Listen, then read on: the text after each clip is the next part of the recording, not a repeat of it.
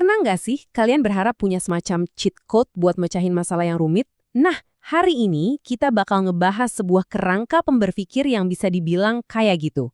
Berpikir komputasional. Dan ini serius deh, bukan cuma buat para programmer, ini buat kita semua. Yuk kita mulai. Kita semua pasti pernah ngalamin kan? Ngadepin satu tugas yang rasanya tuh kayak tembok raksasa. Entah itu proyek gede di kantor, atau bahkan cuma ngerencanain liburan keluarga. Rasanya tuh kayak kejebak di labirin, bingung mau mulai dari mana. Tapi ternyata ada loh peta mental buat keluar dari labirin itu. Ini adalah strategi yang sama persis yang dipakai para jenius komputer buat ngebangun semua teknologi canggih yang kita pakai sekarang. Dan yang paling keren, kita bisa pakai cara ini buat masalah apapun. Nah, ini dia petanya. Namanya berpikir komputasional. Dari sini kita bakal menjelajahi dua jalur utama. Pertama, kita bakal belajar cara bikin resep atau algoritma buat tugas-tugas kayak mencari dan mengurutkan. Terus, kita juga bakal lihat cara cerdas buat ngatur informasi pakai yang namanya struktur data. Anggap aja ini tur singkat kita ya. Ayo, kita mulai dari area pertama. Oke, pertama-tama kita bahas fondasinya dulu. Tapi ingat, ini bukan soal berpikir kayak komputer, yang cuma mesin. Tapi ini soal berpikir cerdas dan strategis, kayak seorang ilmuwan komputer. Jadi, apa sih sebenarnya berpikir komputasional itu? Gampangnya gini, ini tuh seni buat nemuin solusi yang paling oke. Bayangin aja kayak lagi ngerakit lemari. Bisa aja sih ngerakit tanpa buku panduan, tapi ya gitu deh, pasti lebih lama dan mungkin ada aja baut yang sisa. Nah, berpikir komputasional itu soal gimana caranya nemuin buku panduan yang paling efisien dan efektif buat masalah apapun. Kerangka ini punya 4 pilar utama. Pertama, dekomposisi. Kita potong-potong masalah raksasa jadi bagian-bagian kecil yang gampang diurusin. Kedua, pengenalan pola.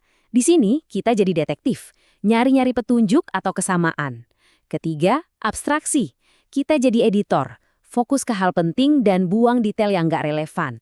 Dan terakhir, algoritma. Kita tulis resepnya, langkah demi langkah yang jelas buat nemuin solusi. Oke, teorinya udah dapet. Sekarang mari kita lihat gimana fondasi ini diterapin dalam praktek.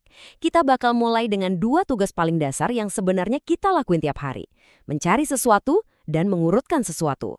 Sadar nggak sadar, kita tuh nyari sesuatu setiap saat. Nyari buku di rak, scroll nama di kontak HP, atau ya nge-google. Tujuannya sama, nemuin satu hal spesifik di antara tumpukan pilihan.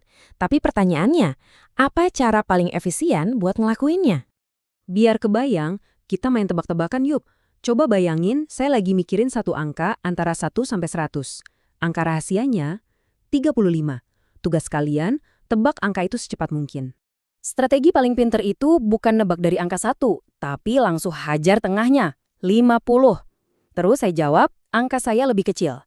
Nah, perhatiin deh, cuma dengan satu tebakan, setengah dari kemungkinan jawaban langsung hilang. Kita baru aja buang semua angka dari 51 sampai 100. Efisien banget kan? Oke, sekarang rantangnya jadi 1 sampai 49. Kita lakuin hal yang sama. Tebak tengahnya lagi, mungkin sekitar 30. Jawaban saya, angka saya lebih besar. Boom! Sekali lagi, kita pangkas banyak banget kemungkinan. Sekarang kita tahu jawabannya pasti di antara 31 dan 49. Kalian lanjutin aja strategi ini. Tebak tengahnya lagi, 40. Saya jawab, lebih kecil. Nah, rentangnya makin sempit lagi kan? Jadi antara 31 dan 39. Udah deket banget. Dan dengan tebakan berikutnya di tengah-tengah rentang baru itu, 35. Dapet deh, cuma dalam beberapa langkah. Coba bayangin kalau nebaknya satu-satu dari awal. Nah, inilah kekuatan algoritma. Cara berpikir inilah yang bikin pencarian di internet rasanya cepet banget. Oke, mencari, udah. Sekarang kita ngomongin soal mengurutkan. Bayangin kita punya tumbukan balok yang acak-acakan kayak gini. Tujuannya adalah nyusun balok-balok ini dari yang paling kecil sampai paling besar. Caranya ada banyak, tapi kita coba satu resep simple yang namanya selection sort. Langkah pertama dari resep ini gampang banget. Cari angka paling kecil di seluruh daftar. Di sini kita nemu angka 2. Kalau udah ketemu, kita ambil dan pindahin ke posisi paling depan. Nah, sekarang kita punya bagian terurut. Sekarang, angka 2 yang udah rapi itu kita diamin aja. Kita ulang prosesnya. Cari lagi angka terkecil dari sisa tumbukan yang masih berantakan. Kita nemu angka 3. Terus kita taruh di sebelah kanannya angka 2. Lihat kan, bagian yang terurut sekarang jadi makin besar. Dan proses ini diulang terus-menerus. Kita cari lagi yang paling kecil dari sisanya, yaitu 5, pindahin lagi ke sebelah bagian yang terurut. Langkah demi langkah, bagian yang rapi bakal membesar, dan bagian yang acak bakal menyusut. Sampai akhirnya, semuanya rapi dan terorganisir. Simple tapi elegan kan? Selain cara memproses data, cara kita menyimpan data itu sendiri juga penting banget. Yuk kita kenalan sama 2 cara nyimpen data yang umum banget. Tumpukan atau stack dan antrian atau queue. Coba deh lihat 2 situasi ini. Di satu sisi ada tumpukan buku. Di sisi lain ada antrian orang di kasir. Keduanya kan cara buat ngatur sesuatu ya. Nah, di dunia komputasi ini disebut stack dan queue. Dan mereka punya aturan main yang beda banget. Nah, ini dia aturan mainnya. Tumpukan buku itu LIFO, last in, first out. Artinya, buku terakhir yang kalian taruh di atas itu yang pertama kali kalian ambil. Mirip kayak tombol undo di komputer, itu sebenarnya stack dari tindakan terakhir kalian. Sebaliknya, antrian kasir itu FIFO, first in, first out. Siapa yang datang duluan, dia yang dilayani duluan. Ini kayak antrian ngeprint dokumen. 2 aturan simpel ini ternyata jadi dasar dari banyak banget sistem di sekitar kita. Oke, kita udah bahas fondasinya, beberapa algoritmanya, dan juga cara nyimpen datanya. Sekarang, ayo kita rangkum semuanya dan lihat gimana cara pandang ini bisa mengubah cara kita ngadepin masalah.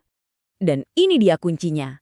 Semua yang kita omongin tadi, dekomposisi, pola, algoritma, itu bukan cuma teori buat ngoding.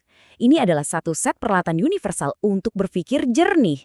Ini adalah cara buat mengubah kekacauan jadi sebuah strategi yang jelas di bidang apapun. Coba deh pikirin, pas lagi ngerencanain liburan, kalian pasti melakukan dekomposisi, mecah jadi tujuan, transportasi, penginapan. Kalian nyari pola, lihat ulasan hotel yang bagus. Kalian melakukan abstraksi, fokus ke harga dan lokasi, gak peduli warna cat temboknya. Dan kalian bikin algoritma, pesen tiket pesawat dulu, baru hotel, baru aktivitas. Tuh kan, kalian udah ngelakuinnya. Jadi setelah ngelihat semua ini, pertanyaannya sekarang bukan lagi apa itu berpikir komputasional, tapi masalah besar dan rumit apa dalam hidup kalian yang sekarang kalian siap hadapi dan pecahkan dengan kerangka berpikir yang baru dan super kuat ini.